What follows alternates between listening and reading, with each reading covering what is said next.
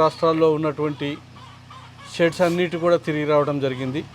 సాంద్ర పద్ధతిలో మేకలు చేస్తున్నటువంటి మహేందర్ రెడ్డి గారు కానీ, లేకపోతే నంద్యాల లోపల గొర్రెల షెడ్డు నిర్వహిస్తున్నటువంటి నవీన్ రెడ్డి గారి క్షేత్రాన్ని, ఇంకా చాలామంది యొక్క వ్యవసాయ ఈ షెడ్స్ను చూసి తర్వాత వీడియోలలో వేరే వాళ్ళు అభివృద్ధి చేసినటువంటి సాంద్ర పెంపకాన్ని చూసి వాటన్నిటిని చూసి ఒక మోడల్గా దీన్ని ఎలివేటెడ్ షెడ్కి పోవాలనే నిర్ణయానికి వచ్చి ఈ షెడ్ను నిర్మించడం జరిగింది.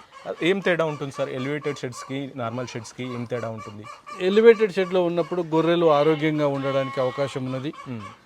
గొర్రెలకు ప్రధానంగా వచ్చేటటువంటి ఈ ఊపిరితిత్తులకు వచ్చేటటువంటి న్యూమోనియా లాంటి వ్యాధులు ఏవైతున్నాయో అక్కడే లీటర్ వేసి అక్కడే పడుకోవడం వల్ల అపరిశుభ్రమైన వాతావరణం ఉంటుంది.